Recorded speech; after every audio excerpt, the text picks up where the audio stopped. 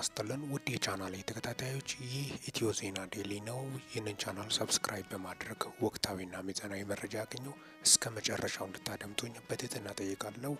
የኤርትራን የግዛት አንድነት ጥሰቶች በተመለከተ መንግስት የያዘው የመታቀብ አቋም ሁሌም እንደማይቀጥል ዶክተር ጌዲዮን አሳሰቡ። ኤርትራ በኢትዮጵያ ሉዓላዊነትና የግዛት አንድነት ላይ የምትፈጽማቸው ጥሰቶችን በተመለከተ የፌዴራል መንግስት የያዘው እርምጃ ከመውሰድ የመታቀብ አካሄድ ሁሌም የሚቀጥልና ገደብ የለሽ ተደርጎ መወሰድ እንደሌለበት የውጭ ጉዳይ ሚኒስትር ዶክተር ጌዲዮን ጢሞቴዎስ ተናገሩ። ዶክተር ጌዲዮን ኢትዮጵያ ከኤርትራ መገንጠል በፊትና በኋላ በአሰብ ወደብ ላይ ባፈሰሰችው ከፍተኛ ሀብት ምክንያት አሰብ በፌዴራል መንግስት በዋነኝነት ቅድሚያ የሚሰጠው ጉዳይ እንደሆነ መግለጻቸውም ተዘግቧል። የውጭ ጉዳይ ሚኒስትሩ ዶክተር ጌዲዮን ይህንን የተናገሩት ባለፈው ሆርን ሪቪው የተባለው ቲንክ ታንክ ከአዲስ አበባ ዩኒቨርሲቲ ጋር በመተባበር ባካሄደው የፖሊሲ ፎረም ላይ ነው። ዶክተር ጌዲዮን አምባሳደሮችን ጨምሮ የተለያዩ ሀገራት ዲፕሎማቶች በታደሙበት በዚህ መድረክ ላይ በአፍሪካ ቀንድ የታዩ ሰሞንኛ ሁኔታዎች በተመለከተ የኢትዮጵያ መንግስት ፖሊሲና ምልከታ አቅርበዋል።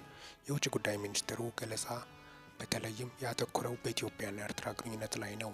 በኢትዮጵያና ኤርትራ መካከል ለዘመናት የዘለቀው ግጭት መነሻ ከድንበር ውዝግብ ወይም ከባህር በር ፍላጎት የተሻገረ መሆኑን እንዳብራሩ የውጭ ጉዳይ ሚኒስትሩ በድረገጹ ባወጣው የዶክተር ጌዲዮን ሙሉ ንግግር ላይ ሰፍሯል። ለግጭቶቹ ዋነኛ ምክንያት አድርጎ ከጠቀሷቸው ጉዳዮች ውስጥ አንዱ የኤርትራ መንግስት በኢትዮጵያ ውስጥ ጉዳዮች ላይ እንደመፈጸም ቢያመለክቱት ጣልቃ ገብነት ነው። የኤርትራ መንግስት በኢትዮጵያ ውስጥ ፖለቲካዊ ጉዳዮች ላይ አቋም መያዝ፣ ሀሳብ ማቅረብና በንቃት የመሳተፍ ጭምር መብት እንዳለው ይሰማል ሲሉ ሞግታቸውን በማሳያ አስደግፈዋል። ከዚህ በተጨማሪ የኤርትራ መንግስት አመራር ኢትዮጵያ ላይ ጠበኛ ፍላጎት ላላቸው ሁሉም ኃይሎች ራስን መገልገያ አድርጎ የማቅረብ ዝንባሌ እንዳለው በማንሳት ወቅሰዋል። የአገሪቱ አመራር ለሶስተኛ ወገኖች ቀጠናዊ ተቀጽላ ሆኖ ለመንቀሳቀስ ያለው ብርቱ ፍላጎት በመጥቀስም ወንጅለዋል። የውጭ ጉዳይ ሚኒስትሩ ከኤርትራ ጋር በተያያዘ ያነሱት ሌላኛው ሀሳብ የኢሳያስ ዶክትሪን በማለት የጠሩትን ጉዳይ ነው። ይህ ዶክትሪን የኤርትራ ራሷን በራሷ የማስተዳደር አገር ሆና የመቀጠል ጉዳይ በኢትዮጵያ ጸጥታ መደፍረስ፣ መከፋፈልና አለመረጋጋት ላይ እንደሚመሰረት ያስባል ብለዋል። በዶክተር ጌዲዮን ገለጻ መሰረት ይህ ዶክትሪን ኤርትራን በኢትዮጵያ ላይ ተቀጽላ አድርጎ ለመጠቀም ከሚፈልጉ አካላት የመነጨ ነው። ኤርትራ በኢትዮጵያ ሉዓላዊነትና የግዛት አንድነት ላይ ከፍተኛ ትንኮሳና ጥሰት መፈጸሟን ለታዳሚዎች ተናግሯል። በአሁኑ ወቅት የኤርትራ ወታደሮች በሰሜን ኢትዮጵያ የሚገኙ በርካታ የአካባቢ አስተዳደር ክፍሎችን ተቆጣጥረው ይገኛሉ ያሉት የውጭ ጉዳይ ሚኒስትሩ እነዚህም ቦታዎች ሙሉ በሙሉ በኢትዮጵያ ሉዓላዊ ግዛት ውስጥ የሚወድቁ መሆናቸውን ገልጸዋል። በተጨማሪም የኤርትራ መንግስት በመንግስት ላይ መሳሪያ ላነሱ ቡድኖች የቁሳቁስ ድጋፍ በማቅረብ በኢትዮጵያ ውስጣዊ ጉዳይ ጣልቃ እየገባ መሆኑን በማንሳት ወንጅለዋል። ዶክተር ጌዲዮን እነዚህ የአስመራ መንግስት እንቅስቃሴዎች ኢትዮጵያ ራሷን የመከላከል ህጋዊ መብቷን ለማስከበር በቂ መሰረት እንደሆኑ ተናግረዋል። ይህም ቢሆን ግን መንግስት በጉዳዩ ላይ እርምጃ ከመውሰድ እንድታቀበ አክለዋል። ኢትዮጵያ በሉዓላዊነቷና በግዛት አንድነቷ ላይ ከፍተኛ ትንኮሳና ጥሰት እየተፈጸመባት ቢሆንም ራሷን የመከላከል ህጋዊ መብቷን ተግባራዊ ከማድረግ በመታቀብ ላይ ነች ሲሉ መንግስት ወስዶታል ያሉትን አቋም አብራርተዋል። ይህን የአጸፋ ምላሽ ከመስጠት የመታቀብ አቅም ሁሌም የሚቀጥልና ገደብ የለሽ ተደርጎ መወሰድ እንደሌለበት አሳስበዋል። ኢትዮጵያ መንግስት በዚህ ፖሊሲው የምጸናው እስከምችለው ድረስ ብቻ መሆኑን አስገንዝበዋል። የቀጠለው የኤርትራ ጠብ ጫሪነትና ትንኮሳ ከዚህ በላይ መታቀብን ይበልጥ አስቸጋሪ እያደረገ ነው ብለዋል። የውጭ ጉዳይ ሚኒስትሩ በዚሁ መድረክ ላይ ስለ ኢትዮጵያ የባህር በር የማግኘት ፍላጎት እንዳነሱም የመስሪያ ቤታቸው መረጃ ያሳያል። ዶክተር ጌዲዮን የባህር በር ለኢትዮጵያ የህልውና ጉዳይ መሆኑን እንዲሁም ከ130 ሚሊዮን በላይ የሚሆነው የአገሪቱ ህዝብ ዘላቂና ደህንነቱ የተረጋገጠ ባህር እንደሚያስፈልገው በመጥቀስ ከዚህ ቀደም በመንግስት ባለስልጣናት የተነሱ ሀሳቦችን በድጋሚ አንጸባርቀዋል። በተጨማሪም ዶክተር ጌዲዮን አሰብ ወደብ በኢትዮጵያ መንግስት በዋነኝነት ቅድሚያ የሚሰጠው ጉዳይ መሆኑን እንደተናገሩ መድረኩን ባዘጋጀው ሆርን ሪቪው ድረገጽ ባወጣው የውይይቱ ጭምቅ ሀሳብ ላይ ሰፍሯል። መንግስት ይህንን አቋም የያዘው በአሰብ ወደብ በተመለከተ የተፈጸመው ታሪካዊና ህጋዊ ስህተቶችን ለማረም ካለፈው ፍላጎት የመነጨ ብቻ እንዳልሆነ ተናግረዋል። ኢትዮጵያ ከኤርትራ መገንጠል በፊትና በኋላ በወደቡ ላይ በከፍተኛ መጠን ሀብት ማፍሰሷ የአሰብ ወደብን ቅድሚያ የምንሰጠው ጉዳይ ለማድረጓ ምክንያት እንደሆነ ገልጿል ተብሏል። ከኢትዮጵያ አስገዳጅ ኢኮኖሚያዊ ሁኔታዎች፣ ዲሞግራፊያዊ እውነታዎችና ታሪካዊ ሁኔቶች የተነሱ መንግስት የሚያነሳው የባህር በር ፍላጎት ፊታዊ፣ ምክንያታዊና ቅቡልነት ያለው እንደሆነ አስምሮበታል። ዶክተር ጌዲዮን በኢትዮጵያና በኤርትራ መካከል ውጥረት ሊፈታ የሚችለው በሁለቱ ሀገራት መካከል በሚደረግ ቀጠናዊ የኢኮኖሚ ውህደት በመፍጠር ነው የሚል አቋማቸውን በገለጻቸው አቅርበዋል። የኢትዮጵያ ዘላቂና ደህንነቱ የተረጋገጠ የባህር በር የማግኘት ፍላጎትም በዚህ አካሄድ መፍትሄ እንደሚያገኝ አስረድተዋል። ኢትዮጵያ የአሰብ ወደብ በዘላቂነትና ደህንነቱ በተጠበቀ መልክ ለማግኘት የሚያስችላትን ሌሎች አማራጭ መንገዶችን ለመመልከት ዝግጁ መሆኗን ተናግረዋል። ይህ አይነቱ አማራጭ የኢትዮጵያን ረዥም ጊዜ ፍላጎት የሚያሟላና ለኤርትራም ጠቃሚ እንደሚሆን አክለዋል። በኢትዮጵያና ኤርትራ መካከል የሚታየውን መካረር ለመፍታት የሚደረግ የዲፕሎማሲ ስራ የሚከሽፍ ከሆነ ቀጣዩ እርምጃ ምን ሊሆን እንደሚችል ለውጭ ጉዳይ ሚኒስትሩ ጥያቄ እንደቀረበላቸው የሆርን ሪቪው መረጃ አመልክቷል።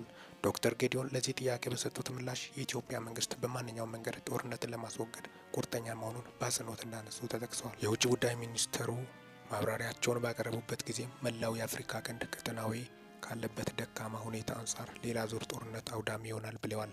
የኢትዮጵያ መንግስት ለኤርትራ የአጸፋ ምላሽ ከመስጠት የተቆጠበውም ከዚህ የተነሳ እንደሆነ ተናግረዋል።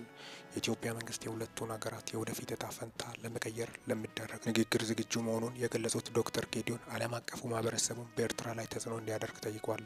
የኤርትራ መንግስት በኢትዮጵያ ላይ የሚፈጸመውን ትንኮሳና ጥሰት አቋም በቂን ልቦና ውይይት እንዲያደርግ የዓለም አቀፉ ማህበረሰብ ግፊት እንዲያደርግና እንዲያበረታታ ጥሪ እናቀርባለን ብለዋል። አጠቃላይ እንግዲህ ወደብን በማስመልከት ኢትዮጵያ እንግዲህ ወደብ እየጠየቀች ትገኛለች። ታሪካዊ የኢትዮጵያ ወደብ የነበሩት አሰብና ምጽዋ የኢትዮጵያ እንደነበሩ ከዚህ በፊት የነበሩት የኢትዮጵያ ጠቅላይ ሚኒስትር መለስ ዜናዊ ደግሞ ለኢሳያስ አፈወርቂ ያለ ፓርላማና ያለ ምክር ቤት ሳይጸድቅ ማለትም ነው እሳቸው በመነጋገርና በመወያየት ቀጥታ ወደቡን አሳልፎ እንደሰጡ ጀምረም ኢትዮጵያ እንግዲህ ከዛ ወዲህ ነው ላንድ ሎክድ የሆነችው ወይም ወደብ አልባ የሆነችው ደረቅ ምድር ብቻ ማለትም ነው።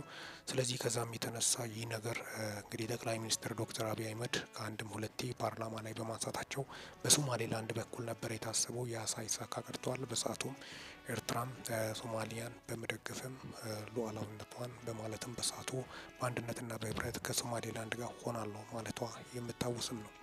አሁን ግን የተሰሙት መረጃዎች እንግዲህ ኤርትራ በኩል ወደብ ጥያቄ የኢትዮጵያ መንግስት ማቅረቡ የምታወስም ነው። ከዛም አንዳንድ ትንኮሳዎችም ሚዲያ ላይ ሲወጡም ነበረ። አንዳንድ ጥያቄዎች ሲነሱ ነበረ። እንዴት ነው የወደብ ጥያቄ? የኢትዮጵያ ወደብ እንዴት ነው ከኤርትራ በኩል በሰላማዊ መንገድ ለምን አይፈታም? ኤርትራ ለምን በንግግርና በድርድር በውይይት ለምን ወደቡን በጋራ የመጠቀም እድሉን አላመቻቸችም የሚለው ከአንድም ሁለቴ ከፍተኛ ብርቱ ትችት ሲነሱ ነበረ። ያን በማስመልከትም እንግዲህ ዶክተር ጌዲዮን ጢሞቴዎስ ያስተላለፉት መልእክትን በማስመልከትም ነው የኢትዮጵያ መንግስት አቋሙ ምንድን ነው? በወደብ ዙሪያ 100 ሚሊዮን አልፏል። በአሁኑ ሰዓት የኢትዮጵያ ህዝብ መበላውን እያጣ ነው፣ እየተቸገረ ነው ማለት ጠቅላይ ሚኒስትር ዶክተር አብይ አህመድ ፓርላማ ላይ መናገራቸውን ተከትሎም ነው። ይህም በማስመልከትም የኤርትራ ፕሬዝዳንት ኢሳያስ አፈወርቂ ወደ ግብጽ በማቅናትም ከአልሲሲ ጋር ውይይት ካደረጉ በኋላ ጦር መሳሪያ የጫኑት አውሮፕላኖች አርፏል የሚባል ነገርም ቢኖርም እስካሁን ድረስ ግን የተረጋገጠ መረጃ ያለን በምጽዋ አካባቢ አየር ወይም አውሮፕላን ሲያርፍ እንደነበረ መረጃዎቹ በሰዓቱ የወጡት ተስተውሎ ነበረ። ያን በማስመልከት አጠቃላይ ማለትም ነው እንግዲህ የኢትዮጵያ መንግስት አቋሙ ምንድን ነው በሚሉ ዙሪያ በዋናነት እንግዲህ እስካሁን ድረስ የደረሱን መረጃዎችን በማስመልከት ኢትዮጵያ እስካሁን ድረስ ብዙ ትንኮሳዎችን ችላለች በማለትም ነው። በትግራይ በኩል የነበረው እንደምታወቀው እንግዲህ የኤርትራ ሰራዊት ከትግራይ ግዛት አልወጣም የሚባል ነገር ነበረ። ያን በማስመልከትም ህወሓት ደግሞ መንግስት ጋር ለመዋጋት ጽምዶ የሚል ጦር ከኤርትራ ጋር መመስረቱ የምታወስም ነው። በዚህም የተነሳ አቶ ጌታቸው ረዳ ከፍተኛ ትችትና ክርክር ሲያነሱ ነበረ። በዶክተር ደብረጽዮንና ሞንጆሪኖ የሚመራው ቡድን ጽምዶ የሚል ጦር መስርቷል። ታደሰ ወረደ ደግሞ ይህንን አይደግፉም፣ ጊዜያዊ መስተዳድር ፕሬዝዳንት ማለትም ነው።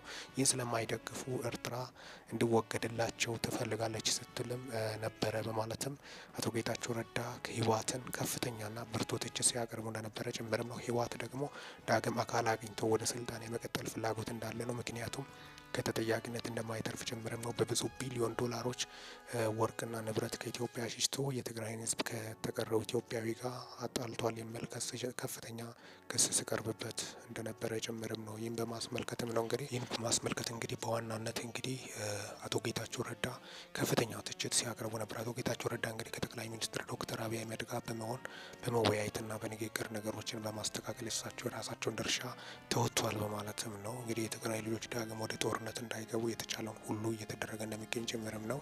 ባለፈው እንግዲህ በአፋር በኩል የተነሱት ነገሮችም ሆኖ ሳለ ማለትም ነው አቶ ጌታቸው ረዳ በብርቱ ህወሓትን እየተቹን ዳግም የትግራይ ልጆችን ወደ ጦርነት ያመሩ ነው። ከዚህም ደግሞ ከተጠያቂነት አይተርፉም የሚሉት ነገሮች ናቸው።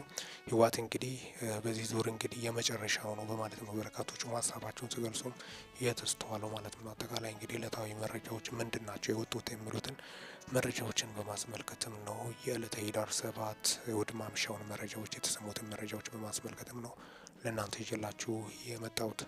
አብሬያቸው የቆየሁት እንግዲህ ከኢትዮ ዜና ዴሊ ሰብስክራይብ በማድረግ ቤተሰብ ይሁኑ። ይህንን ቪዲዮ ላይክ፣ ሼር እና ኮመንት በማድረግም ላልሰሙት እንዲዳረስ ያደርጉ። ለሰዓታት አጠቃላይ ያሉኝ መረጃዎችን በማስመልከት ነው ለእናንተ ይዤላችሁ መጣሁት። በወቅታዊና አጫጭር መረጃ እስከምንገናኝ ድረስ በያላችሁበት ዓለም ክፍል ሰላም ያቆያቸው።